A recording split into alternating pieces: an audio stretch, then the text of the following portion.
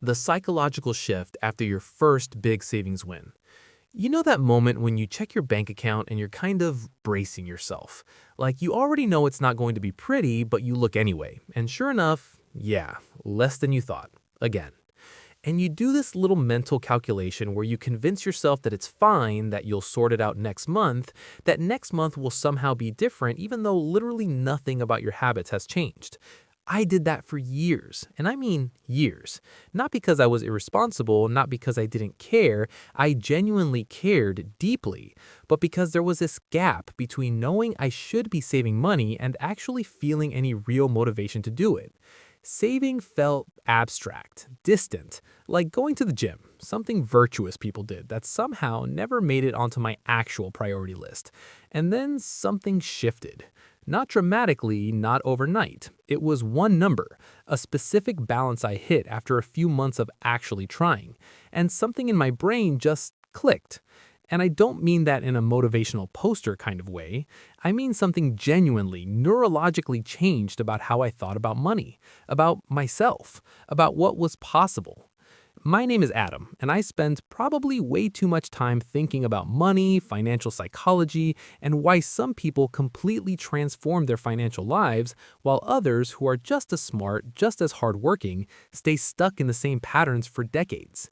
And what I've come to believe, after a lot of reading, a lot of conversations, and honestly, a lot of personal trial and error, is that the biggest barrier to building wealth isn't income, it isn't knowledge, it's something quieter and harder to name.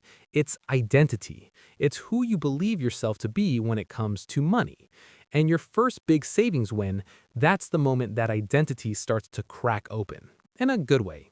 So today, I want to walk you through what actually happens psychologically, emotionally, even behaviorally after you hit that first real milestone. Because I think a lot of people hit it and don't fully understand what just happened to them. And if you don't understand it, you can't use it, you can't build on it. And that would be a shame, because that moment is one of the most powerful tools you will ever have. The moment before the shift. Why saving feels impossible at first. Let's start before the win, because I think that context matters. When most people begin trying to save money, really trying, not just kind of vaguely intending to, it feels like deprivation. It feels like every pound or dollar you put into a savings account is something you're taking away from your present self and handing over to some hypothetical future version of you that you don't entirely trust yet. And that's not irrational. That's actually deeply human. There's a well-documented concept in behavioral economics called present bias, the tendency to overvalue what's in front of you right now and undervalue things that are further away in time. Future you feels almost like a stranger, and we are generally not great at making sacrifices for strangers. So in the early stages of saving, you're essentially in a tug of war. One side is pulling you toward the coffee, the takeaway, the small pleasure that costs 12 pounds and feels completely justified in the moment. The other side is pulling you toward this vague, foggy, emotionally uncompelling idea of financial security. And for most people, the coffee wins. Not every time, but enough times that the savings account barely moves. I remember talking to my colleague Lewis about this once. Lewis is someone who genuinely seems to have been born with the instinct to save, and he said something that stuck with me. He said, the problem isn't that people don't want to save, it's that saving doesn't feel like anything in the beginning. And he's right, you've put 50 quid away and your life looks exactly the same as it did before. There's no feedback, no reward, no dopamine hit, just 50 quid sitting in an account you're trying not to touch.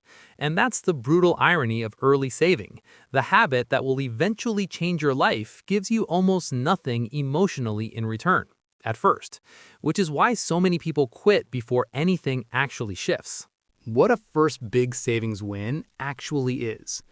So, what do I mean by a first big savings win? Because I want to be specific here, because I think people sometimes imagine this has to be some massive number, like you haven't really done it until you've got 10,000 saved. And that's wrong.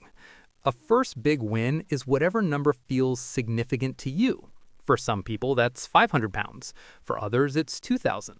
For some, it's literally 100, a number that represents the first time they've ever had a buffer in their account that wasn't immediately swallowed by something.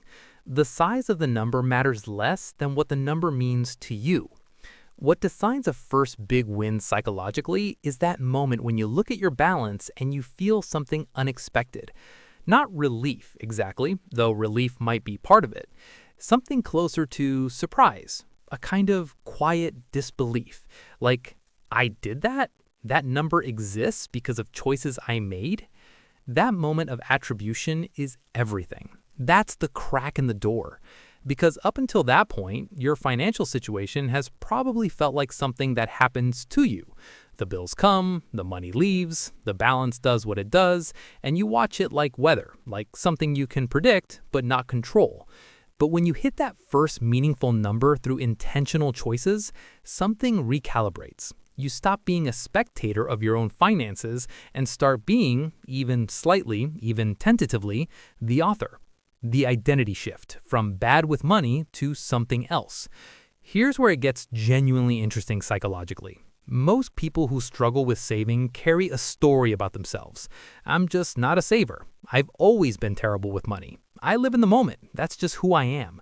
These stories are comfortable. They're also incredibly limiting, because when your behavior conflicts with your identity, identity wins, almost always.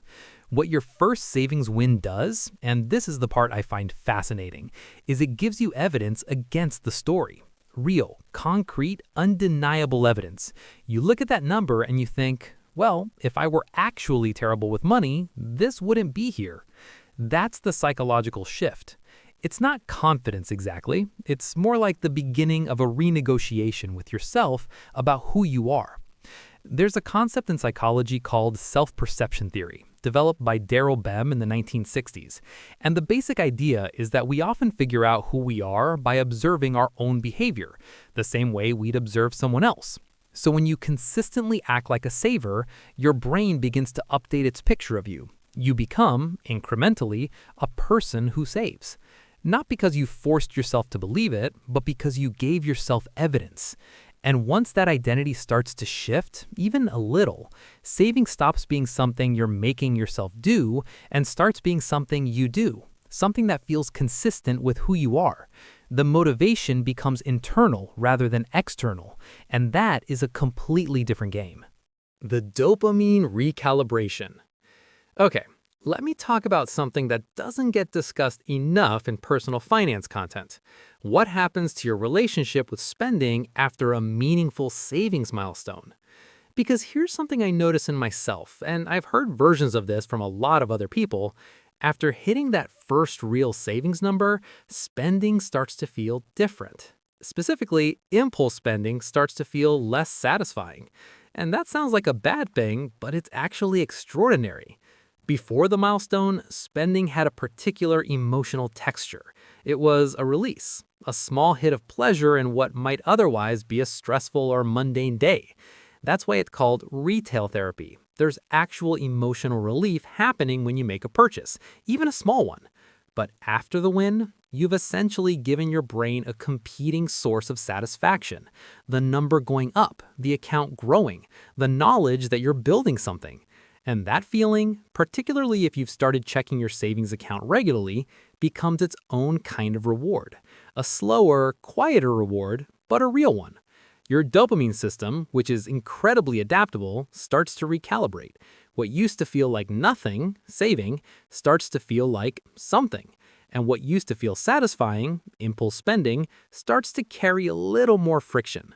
Not enough to stop you every time, but enough to pause, enough to choose differently. This is not willpower. I want to be clear about that, because I think the willpower narrative around personal finance is genuinely unhelpful. This isn't about gritting your teeth harder. This is your brain updating its reward map based on new experiences you've given it. That's neuroplasticity working in your favor. The confidence spiral and why it compounds.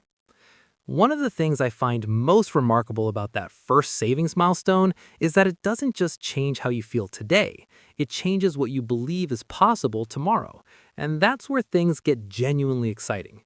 Because here's the thing about confidence, real confidence, earned confidence. It compounds, not just financially, but psychologically. When you believe you can do a thing, you're more likely to try the next harder version of the thing. And when you succeed at that, your belief expands again, and so on. I've seen this play out in people's financial lives so many times. Someone hits their first thousand saved for the first time in their life, and then they start thinking about investing. Not because someone told them to, because something in them says, if I can do that, what else can I do? The savings win becomes a kind of permission slip, a signal to the self that you are, in fact, capable of more than you previously assumed. Lewis, and I'll bring him in here again because he's genuinely good at articulating these things, Lewis once described it as, the first win is proof of concept. You've proven the concept that you, specifically, with your specific income and your specific expenses and your specific life, can build savings. That proof doesn't expire. You carry it with you. And that's incredibly powerful when harder moments come, because they will come. An unexpected expense, a month where discipline is harder, a moment of temptation where the old pattern tries to reassert itself. And in those moments, that first win, that proof, gives you something to stand on, a track record, even a short one. The danger zone, when the win leads to backsliding. Okay, I have to be honest here, because I think this is important, and it's something a lot of financial content glosses over. Not every first savings win leads to a confidence spiral. For some people, it leads to the opposite. And I want to talk about why, because understanding this might be the difference between using the win as a launch pad and letting it become a ceiling. Some people hit their first meaningful savings number and then they spend it, all of it or most of it, and then they feel worse than they did before. There's a shame spiral, a sense of, see, this is what I always do, and they're back to square one. But now they're carrying extra weight. Why does this happen? A few reasons. One is something I describe as permission giving. You save $1,000 and unconsciously your brain files that as a task completed, goal achieved, permission granted to relax. And relaxing in the context of someone who previously spent freely often means spending. There's actually research showing that moral licensing, the feeling that you've earned the right to indulge by doing something virtuous, can completely undercut the positive effects of good behavior. You go to the gym and then eat the pizza. You save for 3 months and then blow it on a weekend away. The way around this isn't more willpower. It's reframing the goal before you hit the milestone. Instead of setting a savings target that feels like a finish line, try to attach it to a purpose. The 1,000 isn't, I saved 1,000. It's, I now have an emergency fund, or this is the beginning of my investment account. The win becomes a step, not a destination, and that framing makes it much harder to spend because spending it isn't releasing pressure, it's actively dismantling something you've built with purpose. The relationship with financial anxiety. Let's talk about anxiety, because for a lot of people, maybe most people, saving isn't just a financial issue, it's an emotional one. There's a layer of stress around money that's almost constant, running quietly in the background of daily life like a tab you never quite close. And one of the things that first savings milestone does, one of the things I felt most acutely myself, is it begins to quieten that noise. Not eliminate it, but reduce it, even slightly. Financial anxiety is, at its core, about uncertainty, about not knowing if you'll be okay.